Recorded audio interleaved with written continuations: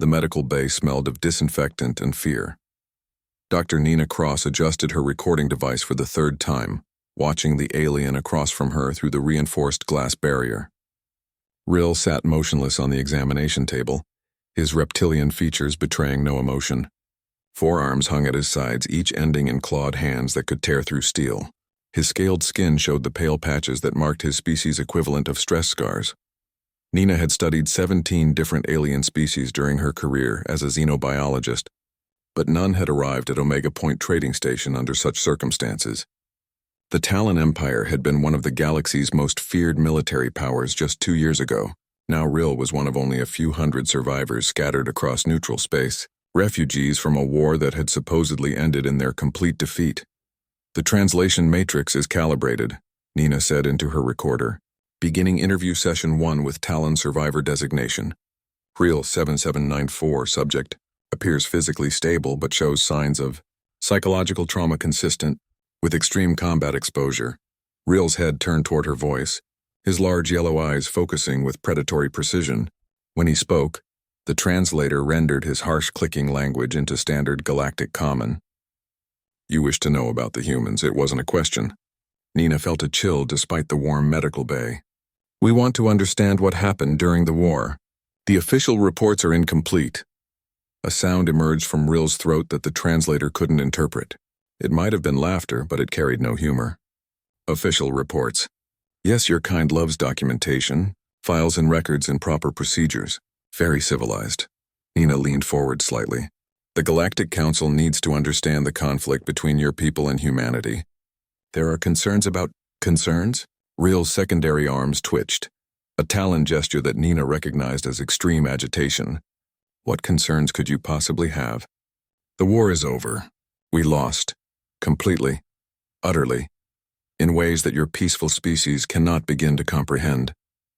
The bitterness in his translated words was unmistakable. Nina had read the preliminary reports. The Talon Empire had controlled over 40 star systems. Their military technology was centuries ahead of most galactic civilizations. They had never lost a major conflict in their recorded history. Yet somehow humanity had not only defeated them, but had done so decisively enough that the Talon government had dissolved entirely. "Help me understand," Nina said gently. "Your people were experienced warriors. Humanity had only recently achieved faster-than-light travel." "How did they—" "Experienced warriors," Rill repeated, his voice dropping to what the translator rendered as a whisper. "Yes, we thought we were. We had fought the crystalline hives. We had crushed the machine collective. We had never met an enemy we could not eventually overwhelm through superior tactics and technology." He paused, all four hands clenching into fists. "We had never fought anything like humans." Nina waited, letting the silence stretch. She had learned that traumatized subjects often needed time to find their words. Outside the medical bay, she could hear the normal sounds of the trading station. Cargo loaders moving freight, the hum of atmospheric processors, the chatter of dozens of species conducting business, all the peaceful sounds of galactic civilization. "You study us like specimens, Doctor," Rill said finally, "documenting our anatomy, our psychology, our social structures. But we are the ones who should be studying you." "What do you mean?" Rill stood up from the examination table, his full height nearly reaching the ceiling. Even behind the barrier, Nina felt a primitive fear response. The Talons had evolved from apex predators, and every movement reminded her of that fact. "We studied your species before the invasion," Rill said, beginning to pace in the small space. "Standard reconnaissance. Population centers, military installations, technological capabilities. We mapped your colonies, counted your ships, analyzed your weapons. Everything suggested a routine conquest." Nina's heart rate increased. This was the first time any Talon survivor had spoken openly about the war's beginning. Most refused to discuss it at all. "Routine," she repeated. 3 human worlds. Approximately 50 million inhabitants total. Their most advanced weapons were chemical explosives and kinetic projectiles. No energy shields, no plasma weapons, no quantum drives. By our calculations, a single battle fleet could subdue all 3 worlds within one rotation. Rill stopped pacing and fixed his gaze on Nina. "We were correct about the time frame. We conquered all 3 worlds exactly when predicted. What we failed to predict was what would happen next." The medical bay's environmental system cycled with a soft whir. Nina realized she was holding her breath. What happened next? We learned the difference between conquering humans and defeating them. Ril's secondary arm spread wide in a gesture Nina didn't recognize. Your species has a concept that doesn't translate well into Talon language. Your word is spite. The closest equivalent in our tongue means inefficient resource allocation driven by emotional dysfunction. Nina frowned. I don't understand. Of course you don't, you are human. Spite is as natural to you as breathing. Ril resumed his pacing, his movements becoming more agitated.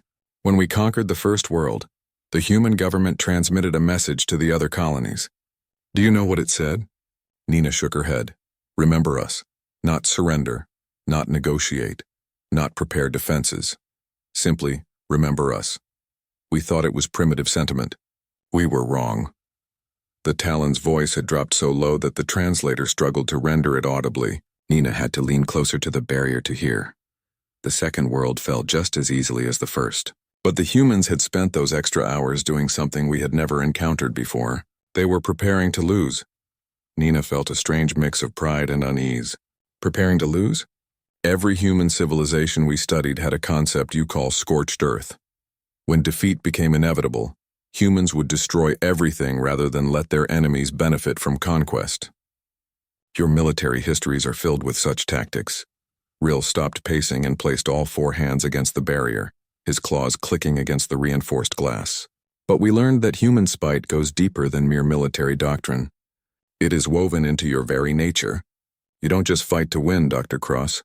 You fight to make victory as expensive as possible for your enemies. The session timer chimed, indicating they had reached the hour limit. Nina looked at her notes, realizing she had barely written anything. She had been too focused on Ril's words to document properly. We'll continue tomorrow, she said. Ril returned to the examination table, settling into the same motionless position he had maintained when she arrived. Yes, tomorrow I will tell you about the first time we tried to occupy a human city. That is when we truly began to understand what we had awakened. As Nina gathered her equipment, she couldn't shake the feeling that she was about to learn something about her own species that she might prefer not to know. The emergency lights in the archive chamber cast everything in red shadows. Ril moved through the holographic displays with careful precision, his claws occasionally clicking against the control surfaces as he manipulated the data streams. Dr. Nina Cross watched from her position near the entrance, fascinated despite herself by how naturally the Talon survivor navigated human technology. Your people adapted quickly to our systems, she observed. Ril paused in his manipulation of the tactical displays. Adaptation was necessary for survival. Those who could not learn human methods died. He gestured to the floating images around them. I requested access to these records because words alone cannot convey what we experienced. You must see what we saw. The holographic projector hummed to life, filling the chamber with a three-dimensional map of local space. Nina recognized the stellar cartography immediately. 3 star systems formed a rough triangle, each containing human colonies. Beyond them, marked in hostile red, stretched the territory of the former Talon Empire. This was our assessment 2 years ago, Ril explained, his forearms moving in coordinated gestures to highlight different aspects of the display. Admiral Korvac received the initial reconnaissance reports during the conquest of the Helix Nebula colonies. Another species brought low, their worlds added to our empire. Nina studied the tactical data floating before them, population numbers, industrial capacity, military assets. Everything looked thoroughly cataloged and analyzed. Your intelligence gathering was comprehensive. We were thorough in all things military, Ril agreed. It was our nature. When the scouts reported contact with a new species in this sector, standard protocol demanded complete analysis before any action. The display shifted, zooming in on the first human world. Nina recognized it as Haven Colony, one of humanity's earliest extrasolar settlements. The tactical overlay showed population centers, defensive installations, and resource extraction facilities. 53 million humans on Haven, Ril continued. 14 million on the second world called Liberty. 21 million on Prosperity. Primitive industrial base. No energy weapons detected. No faster-than-light communication between worlds. Their most advanced military technology appeared to be chemical rockets and projectile weapons. Nina winced at the clinical assessment. She remembered Haven Colony from her university studies.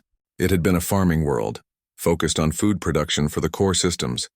The idea of it facing invasion seemed almost absurd. Admiral Korvac called the briefing session to order in his flagship's war room, Reel said, manipulating the display to show ship configurations. I was present as a junior tactical analyst. My role was to calculate optimal force deployment for minimal resource expenditure. The hologram shifted again, showing Talon warships. Nina had seen these vessels in archived intelligence reports, but seeing them rendered in tactical detail was sobering. Each ship was larger than anything in the human fleet, armed with weapons that could devastate entire continents. The Admiral asked for my recommendation, Reel continued. Based on the intelligence data, I calculated that a single heavy cruiser could neutralize all 3 human worlds within 1 standard rotation. The humans possessed no weapons capable of penetrating our defensive screens and no ships fast enough to escape our pursuit craft. Reel's secondary arms gestured toward the display, highlighting the force disposition. But Korvac was a cautious commander. He assigned Task Force 7 to the operation. 3 heavy cruisers, 6 destroyer escorts, and 2 troop transports. Enough firepower to sterilize all 3 worlds if necessary. Nina felt sick imagining those massive warships approaching the peaceful farming colonies. What were your orders? Standard conquest protocol. Disable orbital defenses. Destroy military installations, establish orbital supremacy, then demand surrender. If the humans refused, demonstrate our capability by destroying 1 major population center. Most species surrendered after such demonstrations. The tactical display began moving, showing the task force's approach to human space.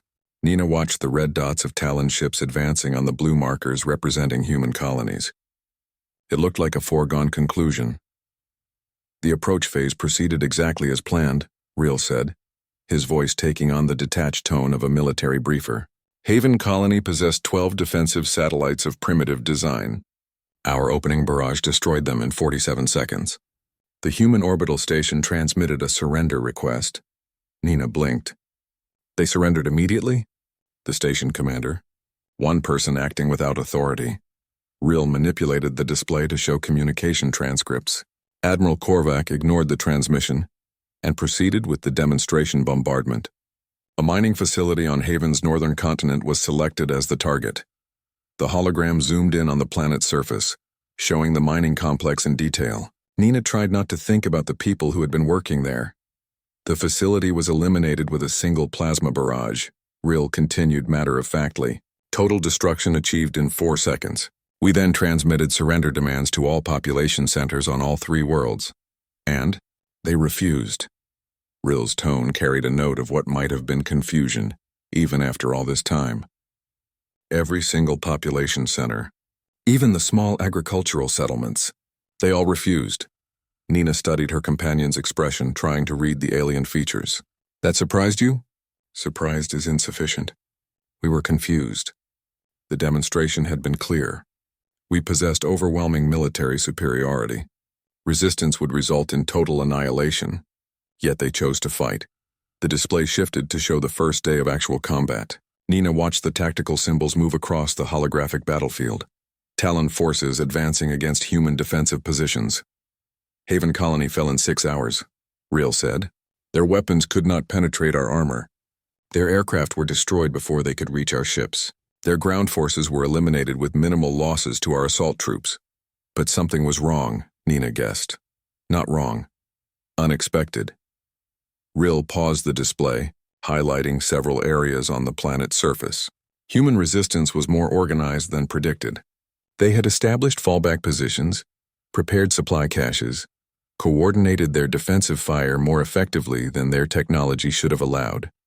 Nina leaned forward, studying the tactical data. They were better soldiers than you expected.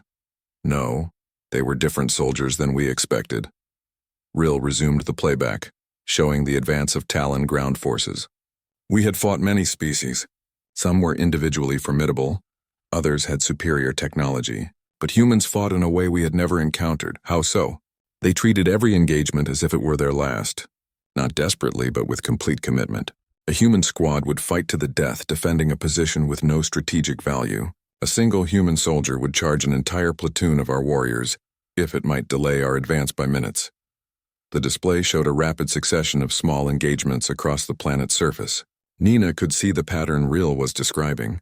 Human forces kept fighting long past the point where surrender or retreat would have been rational. But you still won, she pointed out. We conquered the planet. Winning. That concept became more complex as we learned more about humans. Real gestured to show the aftermath of Haven's fall. Every major facility had been sabotaged before our arrival. Food production centers, transportation networks, power generation plants. The humans had destroyed their own infrastructure rather than let us use it. Nina nodded. Scorched earth tactics. We've used them throughout our history. Yes, but this was different. They had not just destroyed military assets or strategic resources. They had destroyed everything. Art galleries, schools, hospitals, recreational facilities. They left us a dead world. The hologram shifted to show Liberty Colony, the second human world. Admiral Korvac was displeased by the condition of Haven, but he attributed it to primitive spite. He believed the second world would capitulate once they learned their sister colony's fate. Did they? They had already begun their own scorched earth preparations before we arrived. Real manipulated the display to show pre-battle intelligence. Long-range sensors detected massive industrial activity on Liberty. At first we assumed they were building defenses. Nina watched the tactical data stream past, showing factories working at maximum capacity, massive movements of civilian populations, and coordinated resource distribution. What were they actually doing? Preparing to lose as destructively as possible.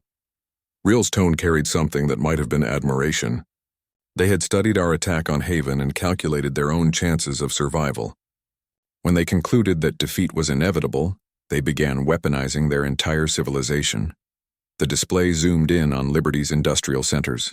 Nina could see the modifications being made to civilian facilities, the stockpiling of materials, the careful positioning of what looked like evacuation centers. They turned their own cities into traps. She breathed. Worse, they turned their entire world into a weapon. Real advanced the timeline to show the actual battle. Liberty fell even faster than Haven, 4 hours. But when our occupation forces landed to secure the facilities, the hologram erupted in simulated explosions across the planet's surface. Factory complexes, residential areas, transportation hubs, everything detonating in coordinated sequence. They had turned defeat into victory, Real said quietly. We had conquered a world, but we possessed nothing. Worse than nothing, the explosions had been designed to contaminate key resources, making the planet unusable for generation. Nina stared at the devastation displayed before them. How many civilians died in those explosions? All of them. Every human on Liberty Colony died in the destruction of their world. But they had achieved something no other species had ever accomplished. Relio looked directly at Nina. They had made conquest worthless. The archive chamber fell silent except for the gentle hum of the holographic projectors. Nina tried to process what she was seeing. An entire world had chosen collective suicide rather than submit to occupation. That was when Admiral Korvac first began to question our intelligence assessments. Real continued. We had assumed humans would behave like other species. Resist initially, then surrender when the cost became too high. But humans appeared to operate under different calculations entirely. What do you mean? For humans, the cost of resistance never became too high. Death was preferable to defeat. Destruction was preferable to subjugation. Real gestured toward the display showing the smoking ruins of Liberty Colony. We realized we were not fighting a normal military campaign. We were fighting an entire species that had collectively decided they would rather die than lose. Nina felt a complex mix of emotions. Horror at the scale of destruction, pride in human determination, and fear of what such determination might lead to. What happened with the Third World? Prosperity Colony was different. They had more time to prepare, and they had learned from their sister world's fate. Real advanced the display timeline. When we approached their system, they transmitted a single message. The hologram displayed the communication. Nina read the text that appeared in the air before them. We remember Haven. We remember Liberty. Come and see what we remember about you. That was when we should have withdrawn, Real said softly. But Admiral Korvac could not accept that 3 primitive worlds had made fools of the Talon Empire. He ordered the final assault. Nina looked at the tactical display showing the approach to Prosperity Colony. What were they waiting for you with? everything they had learned about us, and everything we had not yet learned about them. The observation deck overlooked the docking bay where Talon refugees worked alongside other species, loading supplies onto transport ships. Dr. Nina Cross watched Real's reaction as he observed his former subjects performing manual labor for food credits. His expression remained unreadable, but his secondary arms twitched in patterns she had learned to recognize as deep emotional distress. "Do you regret surviving?" Nina asked quietly. Real turned away from the window, his yellow eyes reflecting the artificial starlight. "Survival was not a choice. It was something that happened to me while better warriors died." He moved to the center of the observation deck, where Nina had set up a portable holographic projector. "You wanted to know about Prosperity Colony." About the trap. Nina activated the device and the familiar tactical display materialized between them. This time the focus was on the third human world, the one that had sent the ominous final message to Admiral Korvac's task force. "The approach to Prosperity was different from the beginning," Real said, manipulating the display to show the Talon fleet's arrival in the system. "Our sensors detected no defensive satellites, no orbital platforms, no military installations of any kind."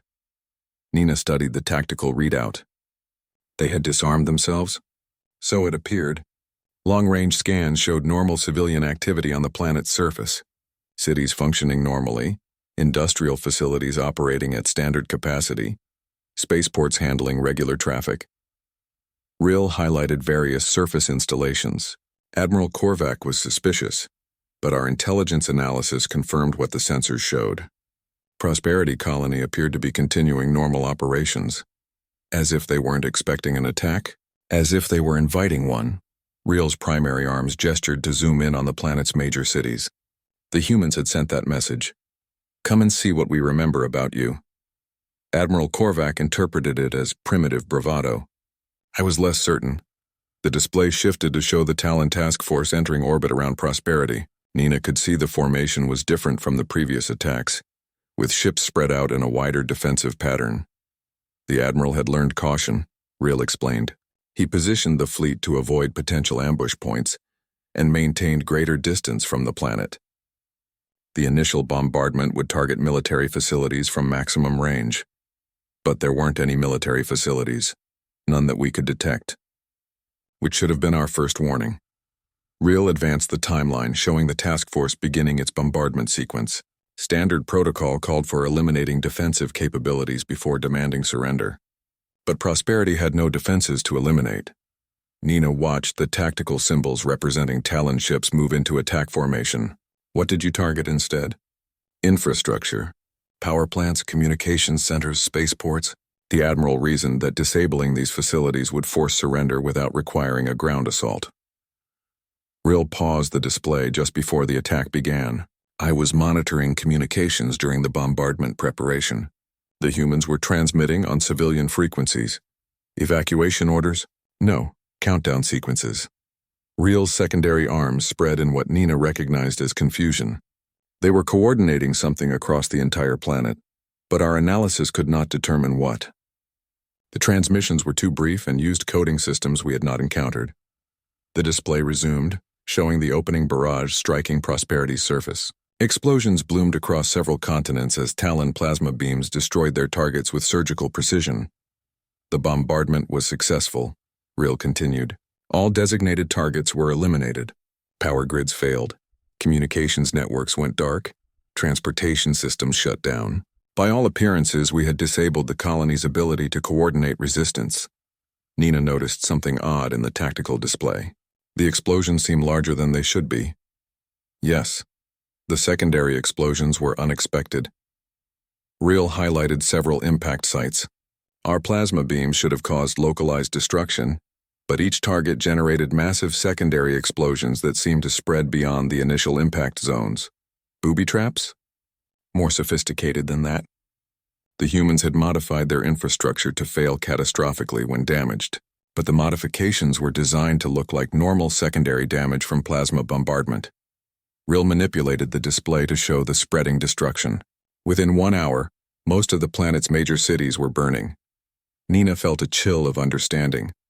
They used your own attack to destroy their world. Worse, they used our attack to prepare for the next phase. Real advanced the timeline, showing Talon troop transports beginning their descent to the planet's surface. Admiral Korvac was pleased with the bombardment results. The planet appeared to be disabled and ready for occupation. He ordered immediate deployment of ground forces. The display zoomed in on the first landing zones. Nina could see the carefully planned assault patterns with Talon forces securing key positions before advancing on major population centers. The landings proceeded without resistance, Real said. Our troops encountered no organized opposition.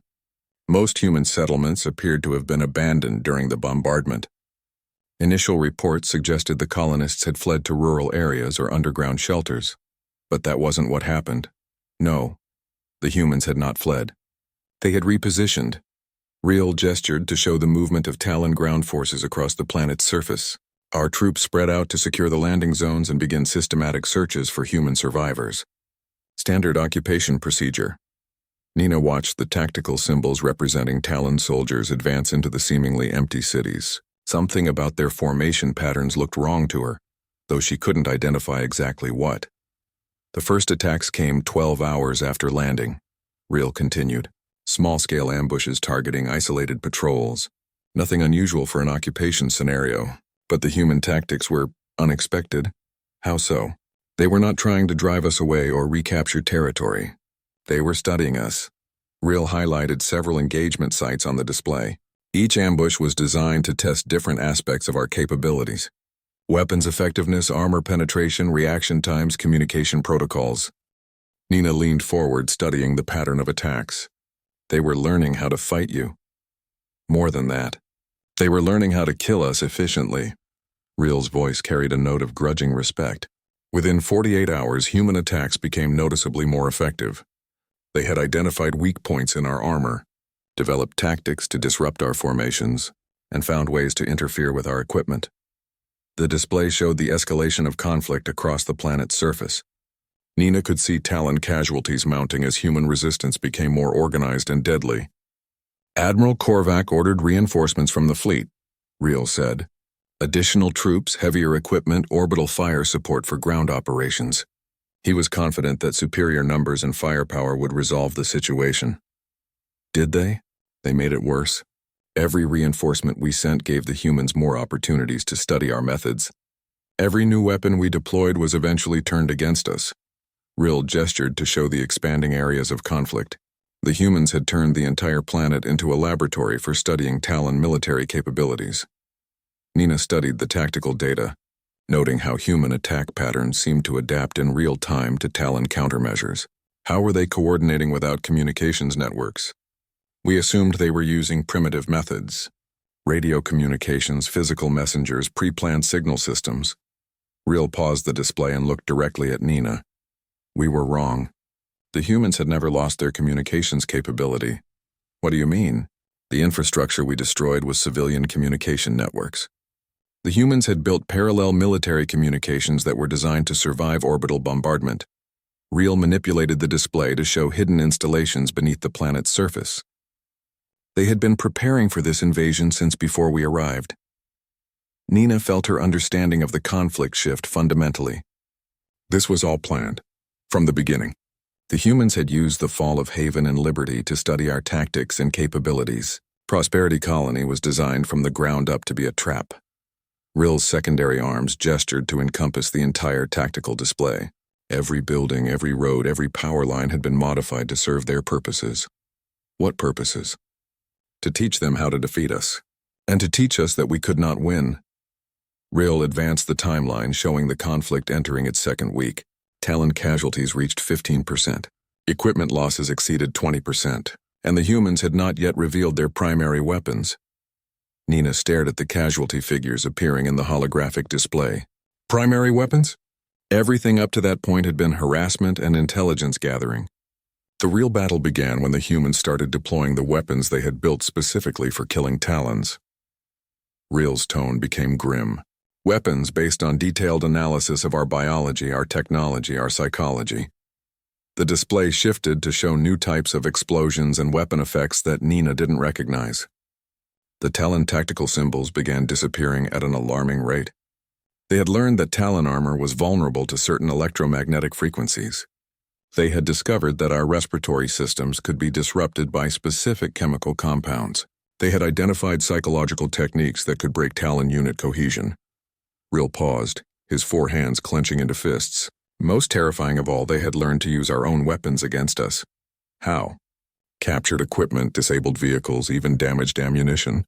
The humans could repair and modify Talon technology faster than our own engineers. Riel highlighted several engagement sites where Talon forces had been attacked with their own weapons.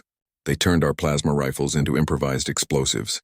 They reprogrammed our armor's targeting systems to work against us. They even captured and operated our assault vehicles. Nina felt a mixture of pride and horror at human ingenuity. How long did it take them to master your technology? 6 days. By the end of the first week, human forces were better equipped than many of our own units. Riel's voice carried a note of disbelief. They had turned Prosperity Colony into a weapons manufacturing center using captured Talon equipment and improvised human engineering. The tactical display now showed human forces actively hunting Talon units across the planet's surface. The invasion force that had numbered in the thousands was being systematically eliminated by defenders who had started with primitive projectile weapons. Admiral Korvac ordered orbital bombardment of all human positions, Riel continued. Maximum firepower. Complete sterilization of the planet's surface. Nina looked up from the display. Did it work? The bombardment destroyed the surface installations and eliminated most human forces, but it also destroyed any possibility of occupying the planet.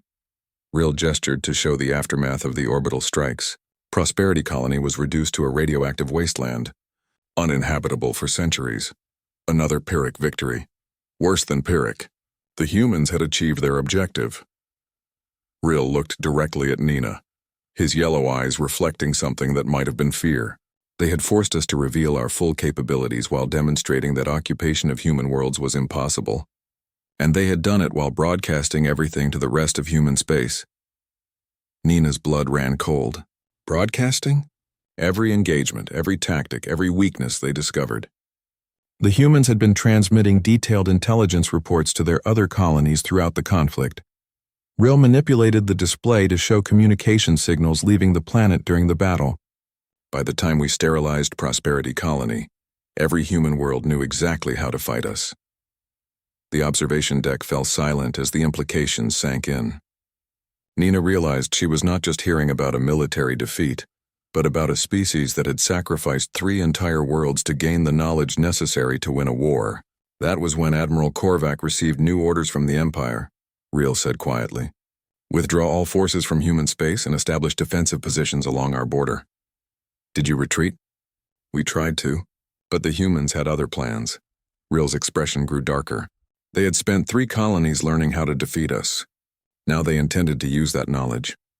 The metal chair scraped against the floor as Riel shifted position, his wounded leg causing him visible discomfort.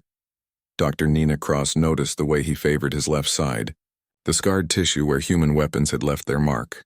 The medical bay had been reconfigured for their sessions, with additional security measures that seemed increasingly necessary as Riel's accounts grew more disturbing.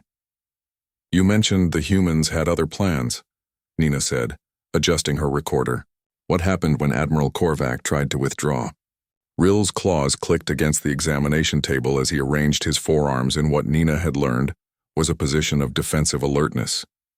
The withdrawal order came 67 days after the destruction of Prosperity Colony. Task Force 7 had been reduced to 40% strength. Our remaining ships were damaged, our ground forces demoralized, our supply lines stretched beyond sustainability. Nina watched him carefully. Even discussing the retreat seemed to cause Riel psychological distress. His secondary arms twitched in patterns she recognized as anxiety responses. The Admiral expected pursuit, of course, Riel continued. Human ships would attempt to harass our withdrawal, perhaps stage hit-and-run attacks on our damaged vessels. Standard military doctrine for a successful defense. But the humans didn't follow standard doctrine. The humans had no standard doctrine. That was what made them so dangerous. Riel gestured toward the holographic projector but didn't activate it. We detected the first human ships 3 hours after beginning our withdrawal. Long-range sensors identified them as converted civilian vessels. Cargo haulers, mining ships, passenger transports, all modified with weapons of unknown design. Nina leaned forward. Civilian ships? Every human vessel that could achieve faster-than-light travel had been armed and pressed into service. But these were not military conversions. The humans had turned their entire civilian fleet into something else entirely. Rill's voice took on the detached tone of a military briefer. The ships did not approach in attack formations. They did not attempt to engage our vessels directly. Instead, they began following us. Following you? Maintaining distance. Tracking our course. Broadcasting our position to other human forces. Rill finally activated the holographic display, showing the Talon withdrawal route through space. Within 12 hours, we were being shadowed by over 200 human vessels. Nina studied the tactical display. The human ships formed a loose formation around the retreating Talon fleet, maintaining precise distances like predators stalking wounded prey. Admiral Korvac ordered evasive maneuvers, Rill said, manipulating the display to show course changes. Random direction shifts, acceleration burns, attempts to lose pursuit in stellar phenomena. Nothing worked. The human ships matched every maneuver perfectly. How were they coordinating without military communications? We assumed they were using civilian communication networks. Commercial frequencies, shipping protocols, standard navigation channels. Rill paused, his expression growing darker. We were wrong. The humans had turned their entire civilian infrastructure into a military intelligence network. Nina felt a chill of understanding. The same thing they did on Prosperity Colony. Exactly. Every human ship, every human station, every human settlement was part of a single coordinated intelligence operation. Rill highlighted communication signals on the display. Merchant vessels were reporting our position. Mining stations were tracking our energy signatures. Even individual human colonies were monitoring our movements and relaying information. The tactical display showed the scope of human coordination. Nina could see how the seemingly random collection of civilian ships was actually part of a sophisticated tracking network that covered vast areas of space. The pursuit continued for 8 days, Rill said. During that time, the human fleet grew larger. More ships arrived from other systems, including vessels we had never seen before. What kind of vessels? Ships that had been built specifically for hunting Talons. Rill zoomed in on several human craft, highlighting their unusual configurations. Fast attack vessels designed to exploit our defensive weaknesses. Electronic warfare ships equipped to disrupt our communications and targeting systems. Even specialized boarding craft designed for capturing Talon personnel. Nina stared at the designs displayed before her. They built an entire fleet in 2 months? They had been building it since Haven Colony fell. Every human industrial facility had been converted to military production. Rill's secondary arms spread in a gesture of disbelief. But they were not just building ships. They were building weapons specifically designed to kill Talons. The display shifted to show weapon systems that Nina didn't recognize. Strange energy signatures, unusual projectile types, electromagnetic effects that seemed designed to interfere with Talon technology. The first attack came on the 9th day of pursuit, Rill continued. Not a direct assault, but something we had never encountered before. The humans began broadcasting at us. Broadcasting what? Information, technical specifications for Talon weapons and armor, tactical analysis of our fleet formations, detailed biological data about Talon physiology. Rill's voice dropped to barely above a whisper. They were showing us everything they had learned about us. Nina felt sick. Psychological warfare. Beyond psychological warfare. They were demonstrating complete intelligence penetration, every weakness, every vulnerability, every classified detail about Talon military capabilities. Rill manipulated the display to show the scope of information being transmitted. They knew things about our ships that some of our own crew members did not know. How was that possible? The captured equipment from Prosperity Colony, the prisoners they had taken during the occupation, the detailed analysis of every engagement, Rill's primary arms clenched into fists. The humans had turned their defeat into a comprehensive intelligence operation. Nina studied the data streams shown in the holographic display. The sheer volume of information was staggering. What was the effect on your forces? Panic. Our crews realized that the humans knew everything about our capabilities while we knew nothing about theirs. Rill advanced the timeline, showing the Talon fleet's increasingly erratic maneuvering. Some ships broke formation and attempted independent escape routes. Others requested permission to surrender. Did Admiral Korvac allow surrenders? He forbade it. Talon military tradition demanded fighting to the death rather than submission to inferior species. Real's tone carried bitter irony. But tradition became meaningless when the humans began demonstrating their new weapons. The display erupted in simulated combat as human ships finally engaged the Talon fleet directly. Nina watched in fascination and horror as the human vessels employed tactics unlike anything in galactic military doctrine. They did not fight like a military force, Rael said, his voice tight with remembered fear. They fought like a swarm of predators. No formation, no coordination in the traditional sense, but perfect tactical cooperation. Nina observed the chaotic-looking battle patterns. I don't understand. Each human ship operated independently but toward common objectives. They shared information instantaneously, adapted to changing conditions without central command, and exploited opportunities with precision that no military organization could achieve. Rael highlighted several engagement sequences. It was like fighting a single organism with 200 bodies. The tactical display showed Talon ships being overwhelmed by human vessels that seemed to anticipate every defensive maneuver. What should have been a routine fighting withdrawal became a running massacre. The humans targeted our engines first, Rael explained. Not to destroy our ships, but to disable them. They wanted prisoners. Prisoners for what? Intelligence, experimentation, propaganda. Rael's secondary arms twitched violently. The humans had learned that live prisoners were more valuable than dead enemies. Nina watched the simulation show Talon vessels being systematically disabled and boarded by human forces. What happened to the captured crews? Some were interrogated for technical information. Others were subjected to medical examination to better understand Talon physiology. Rael paused, his voice becoming strained. But the most terrifying fate was reserved for command personnel. What did they do to the commanders? They educated them. Rael's tone carried a mixture of revulsion and fear. The humans had compiled detailed records of their own military history.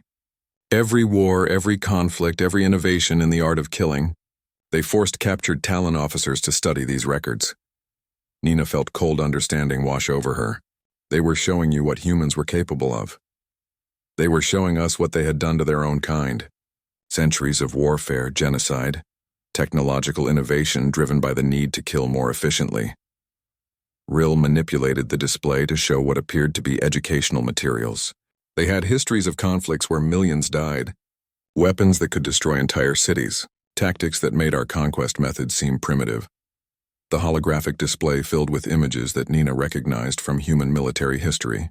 Ancient battlefields, industrial warfare, weapons of mass destruction. Seen through alien eyes, human civilization looked like an extended exercise in perfecting violence. The captured officers were released after 1 month of education, Rael continued. They were allowed to return to Talon space carrying messages for the Empire. What messages? Warnings. The humans wanted us to understand that the invasion of 3 colonies had been merely a preliminary exercise. Rael's voice dropped to a whisper. They were preparing for war on a scale that no galactic civilization had ever contemplated. Nina stared at the historical data displayed before them. What kind of scale? Total war. Not conquest, not occupation, but complete destruction of the Talon Empire's ability to wage war. Rael gestured toward images of human weapons and tactics. They had studied our entire civilization and identified every critical vulnerability. Industrial centers, population hubs, military installations, government facilities. They were planning to invade Talon space. They were planning to end the Talon Empire permanently, and they wanted us to know it was coming. Rael advanced the display to show intelligence estimates of human military buildup. The released prisoners reported that every human world was preparing for offensive operations. Entire star systems were being converted into military production centers. Nina felt a mixture of pride and horror. How did the Empire respond? With disbelief, then with terror. Rael's expression grew distant. The High Command could not accept that a primitive species was capable of threatening the Empire. But the evidence was overwhelming. What evidence? The human prisoners began arriving on our border worlds exactly when they said they would. Rael looked directly at Nina. Not refugees, not escapees. Volunteers who had come to deliver ultimatums. Nina's blood ran cold. What ultimatums? Surrender or face total war. Accept human oversight of Talon military forces or watch the Empire burn. Real's secondary arms spread in a gesture of defeat. The humans gave us 30 days to decide. What did the Empire choose? To fight. Talon Pride would not accept submission to any species, regardless of the consequences. Real deactivated the holographic display, leaving them in the dim lighting of the medical bay. That decision doomed us all. Nina sat in silence, trying to process what she had learned. The humans hadn't just defeated the Talon Empire in battle. They had systematically studied, analyzed, and prepared to destroy an entire galactic civilization. The war that followed was not like the skirmishes over the 3 colonies, Real said quietly. It was unlike anything in galactic history. The humans fought with a creativity and ruthlessness that broke every convention of civilized warfare. How long did it last? 18 months. But the outcome was decided in the first week. Real's voice carried the weight of absolute defeat. The humans had turned war itself into a science, and we were their test subjects. The detention cell was barely large enough for Real's frame, but Dr. Nina Cross had insisted on conducting the session in the secure facility. After yesterday's revelations about human war preparations, station security had determined that additional precautions were necessary. Real sat motionless in the center of the cell, his forearms wrapped around his legs in a defensive posture that spoke of deep trauma. "You don't have to continue," Nina said through the communication system. "We can postpone until you're feeling better." Real's head turned toward the observation window, his yellow eyes focusing on her with predatory intensity. Feeling better. An interesting concept. His voice carried a hollow quality that the translator rendered as bitter amusement. "I have not felt better since the day the humans captured me." Nina adjusted her recorder, noting the obvious deterioration in Real's psychological state. The previous sessions had been difficult, but something about discussing human military preparations had pushed him past his normal defenses. "Tell me about the capture," she said gently. The capture was mercy. It was what came after that broke us. Real stood up, his full height making the cell seem even smaller. The war lasted 18 months, but the Talon Empire was destroyed in the first week. Everything after that was human education. Nina leaned forward. Education? They called it education. We called it torture. Real began pacing within the confined space, his movements agitated and irregular. But torture suggests meaningless cruelty. What the humans did to us had purpose. The communication system crackled as Real's voice dropped to barely audible levels. Nina had to strain to hear his words through the translator. The first human offensive targeted our border worlds. 17 star systems attacked simultaneously by forces that should not have existed. Real paused his pacing, pressing all 4 hands against the cell's walls. The humans had built a war fleet in secret. Ships designed specifically for fighting Talons, equipped with weapons that made our defenses useless. Nina studied the alien survivor's posture. Even through the barriers of species and translation, his anguish was unmistakable. How did they build such a fleet without detection? Because they did not build it in space. They built it inside asteroids, hidden in gas giant atmospheres, assembled in the empty regions between stars. Real's secondary arms gestured wildly. Every civilian ship that had followed our retreat was actually a construction vessel. While we thought they were tracking us, they were building military infrastructure throughout our territory. Nina felt her understanding of human tactical thinking shift again. They were preparing for invasion while seemingly just defending themselves. Worse, they were studying our psychology while building the weapons to exploit it. Real resumed his agitated pacing. The human fleet did not attack our worlds to capture them. They attacked to capture us. The Talon military forces, all of us. Military, civilian, governmental. The humans had developed weapons designed to disable rather than destroy. Real's voice took on the monotone quality Nina associated with severe trauma responses. Electromagnetic weapons that shut down our technology without damaging it.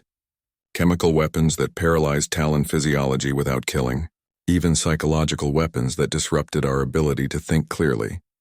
Nina made notes about the weapon descriptions, though she suspected much of what Real was telling her was either classified or too advanced for her to understand properly.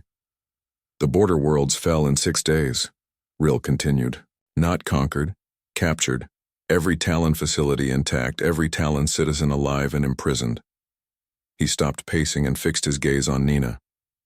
That was when we realized the humans were not fighting a war. They were conducting an experiment. What kind of experiment? They wanted to understand us completely. Not just our technology or our tactics, but our psychology, our culture, our fundamental nature as a species. Rill's primary arms clenched into fists. They began systematic examination of Talon prisoners. Not interrogation for military intelligence, but comprehensive analysis of how we think and feel and fear. Nina felt sick. Medical experiments? Educational ones. The humans had concluded that the only way to prevent future conflicts was to change how Talons understood warfare itself. Rill sat down heavily, his massive frame seeming to collapse under invisible weight. They began showing us their history. Their military history. All of it. Every war, every genocide, every innovation in killing that humanity had ever developed. Rill's voice became barely audible, but not as academic study. They made us experience it. Nina's blood ran cold. What do you mean, experience it? Virtual reality simulations, neural interface technology. They forced Talon prisoners to live through human conflicts from the perspective of human soldiers. Rill's secondary arms wrapped around his torso in a protective gesture. We experienced the Battle of Gettysburg, the trenches of World War I, the nuclear attacks on Japan, the carpet bombing campaigns, the siege warfare, the guerrilla conflicts. Nina struggled to process what she was hearing. They made you live through human historical battles? Every major conflict in human history, experienced from the viewpoint of human participants. We felt what it was like to fight in conditions that would drive Talons insane. We experienced human determination, human ruthlessness, human innovation under pressure. Rill's voice cracked.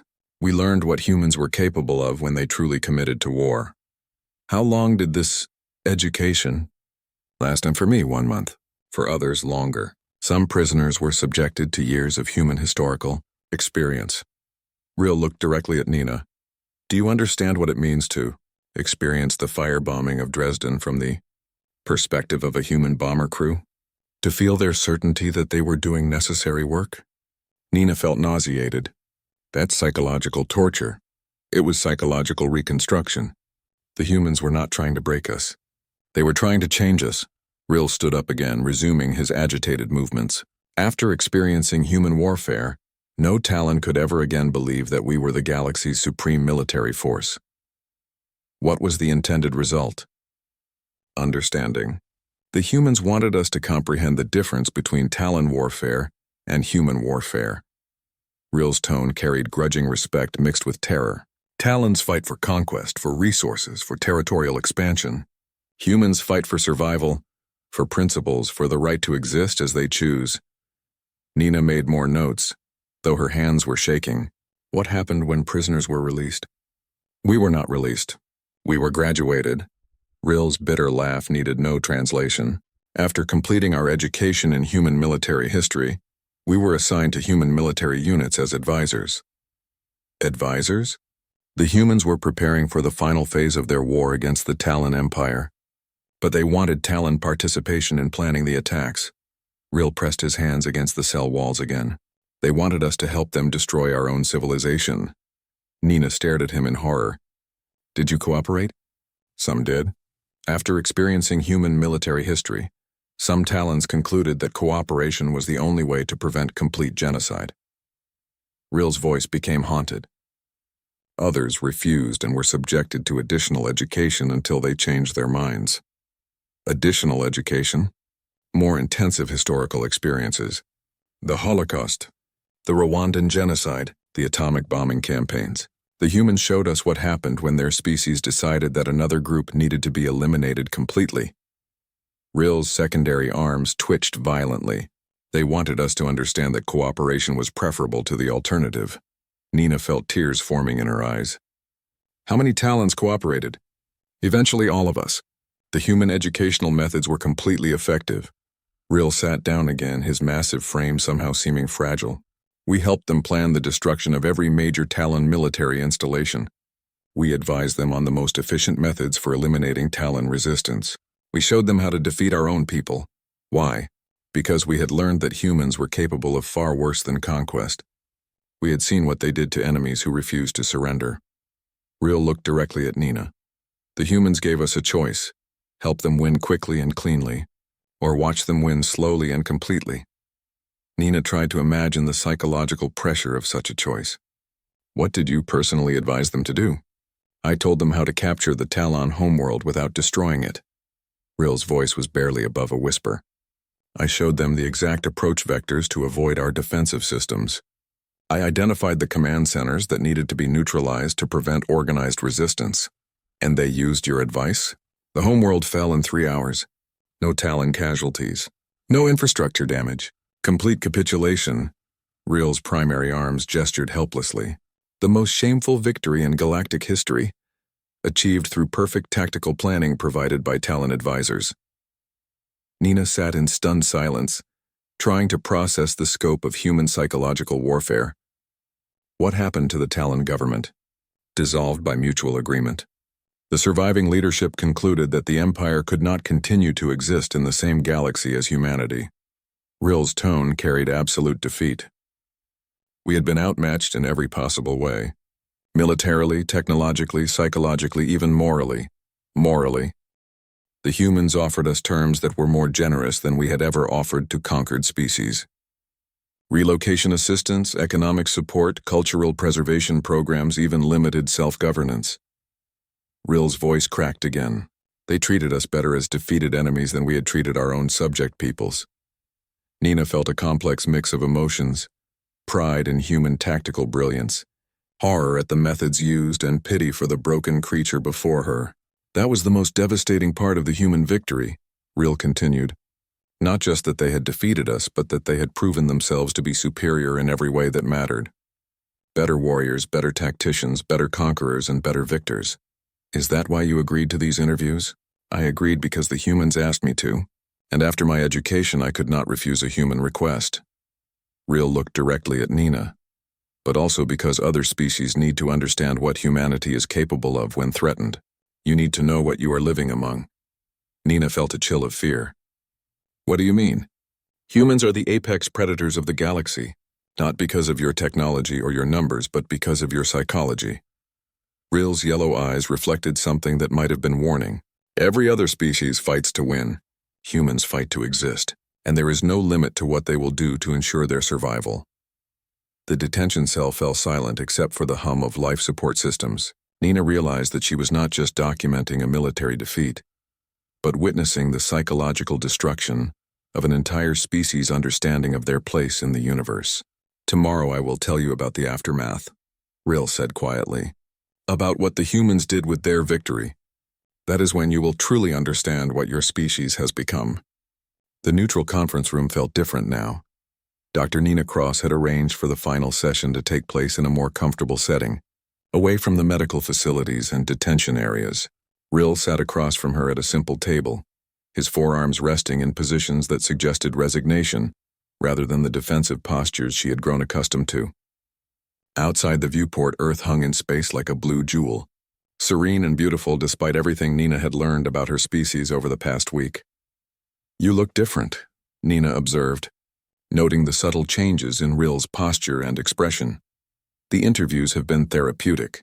Speaking these truths aloud has lessened their weight somewhat. Rill's yellow eyes tracked to the viewport, studying Earth with an expression Nina couldn't interpret. It is strange to see your homeworld from space. So peaceful in appearance, Nina followed his gaze. It's hard to reconcile what you've told me with what I see out there. That contradiction is the essence of humanity.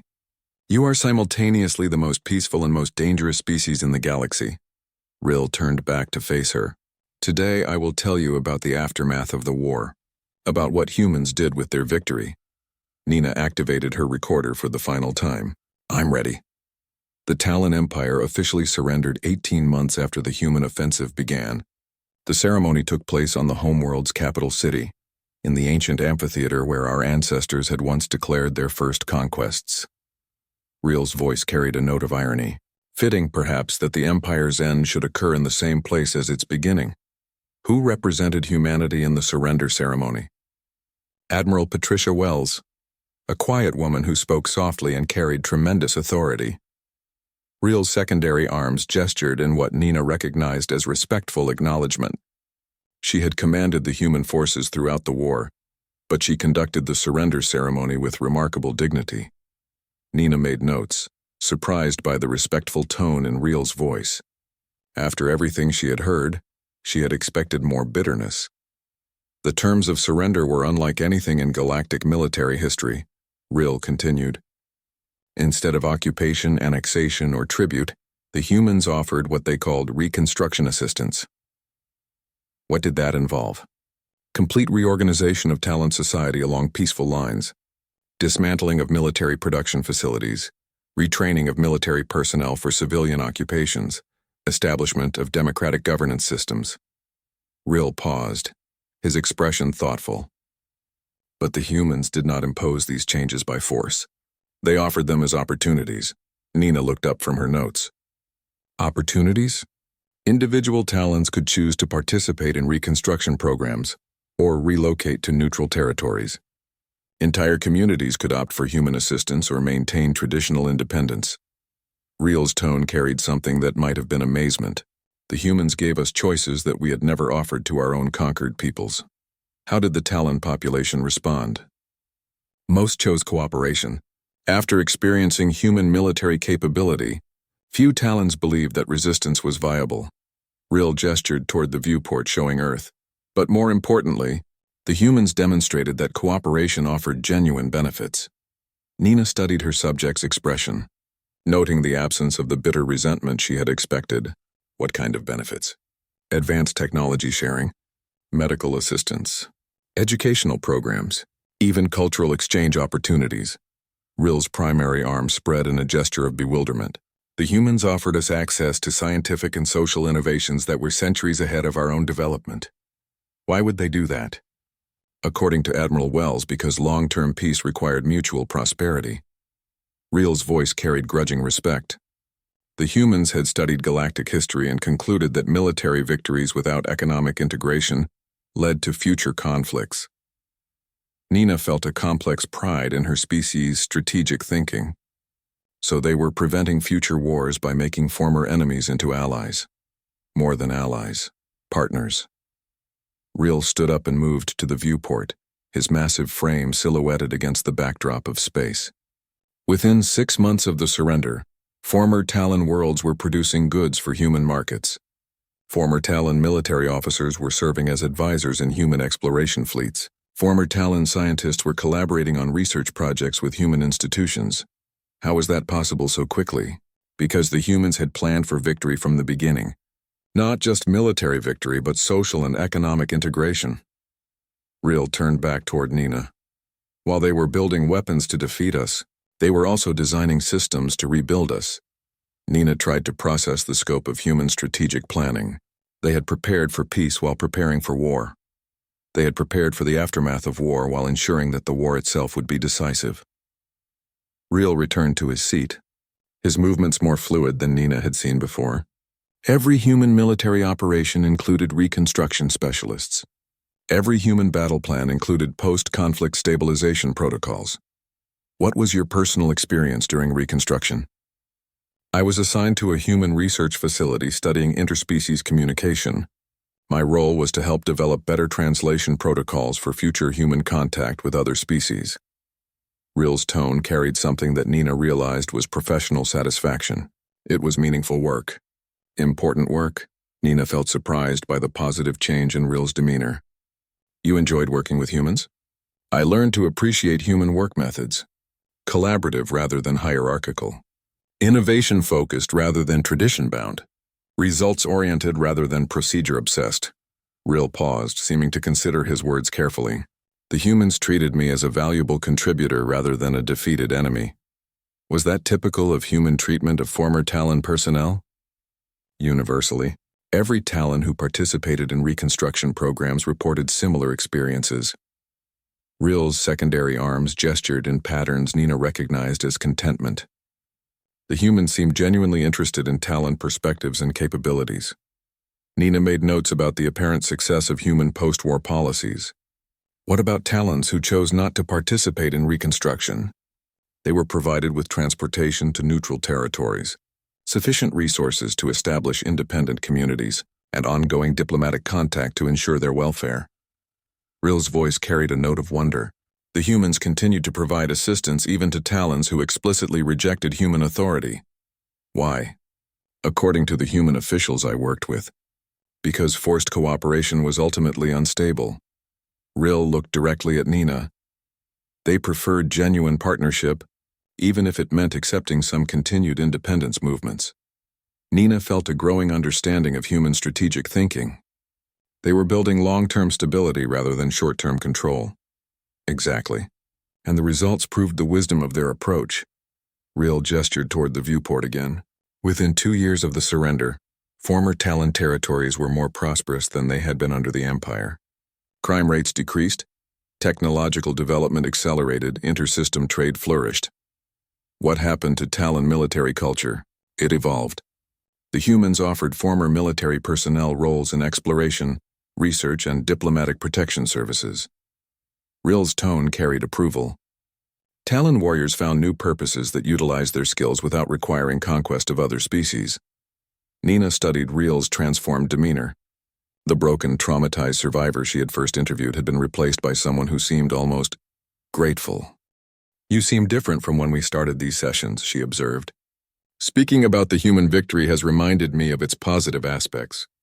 For years I focused only on the trauma of defeat, but the humans gave us something we had never possessed under the Empire." Rill's voice carried quiet conviction. "They gave us peace. Peace? Not just the absence of warfare, but genuine social stability. Under the Empire, Talons lived in constant fear of being called to military service, of losing family members to conquest campaigns, of economic disruption from endless conflicts." Rill's primary arm spread in a gesture of liberation. The humans ended all of that. Nina felt a strange mix of emotions as she processed Rill's transformation. "So you consider the human victory to have been beneficial?" "Absolutely. The Talon Empire was a society built on violence and domination. It could not have evolved into something better on its own." Rill looked directly at Nina. "The humans forced us to become civilized, but at enormous cost. The cost of change is always high, but the cost of continuing as we were would have been higher." Rill's tone became thoughtful. "The humans understood that military victory without social transformation would have led to future conflicts. They chose the more difficult path of genuine reconstruction." Nina realized that she was witnessing something unprecedented in galactic history, a former enemy genuinely grateful for their defeat. "What is your assessment of humanity's place in galactic civilization?" she asked. "Humanity is the stabilizing force that the galaxy has needed for millennia, not because humans are perfect, but because they understand the relationship between power and responsibility." Rill stood up again, his full height somehow seeming less intimidating than before. "Other species achieve military dominance and use it for exploitation. Humans achieve military dominance and use it for integration." Integration? Building connections rather than imposing control.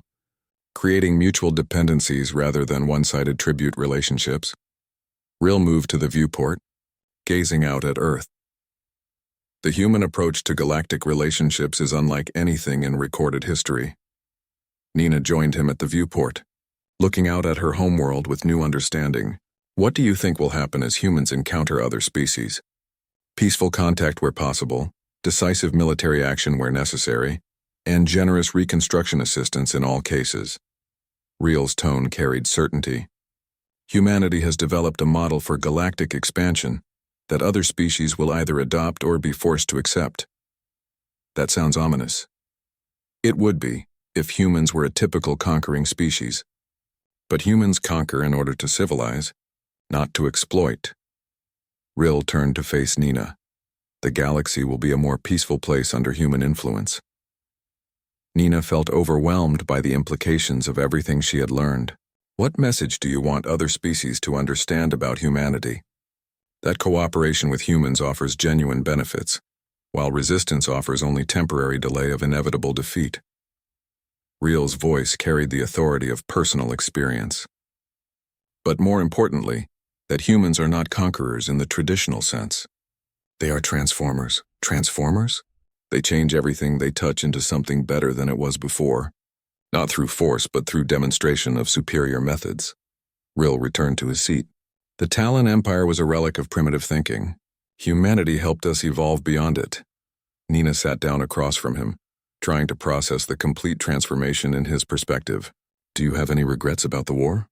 Only that it took so long for us to surrender. If we had capitulated after losing the 3 colonies, millions of Talons would have been spared the trauma of extended conflict. Ril's expression grew sad, but Talon pride demanded that we learn our lessons the hard way. What lessons? That military might without moral authority is ultimately self-defeating. That conquest without compassion creates only temporary dominance. That true victory requires transforming enemies into allies. Ril looked directly at Nina. Lessons that humanity had already learned through their own history. Nina realized that the interviews had not just been about documenting a military conflict, but about understanding a fundamental shift in galactic civilization. What happens next for you? She asked. I return to my work with the Human Research Facility.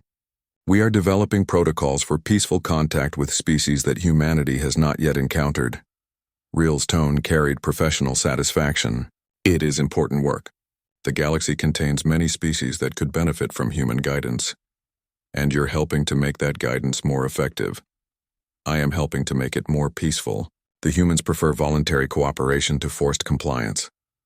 Ril stood up, indicating that the session was concluding. They have learned that willing partners are more valuable than conquered subjects. As Nina gathered her recording equipment, she realized that she had not just documented the defeat of the Talon Empire, but the birth of a new model for galactic civilization, one where military victory was just the first step toward social transformation. Thank you for sharing your experiences, she said. Thank you for listening.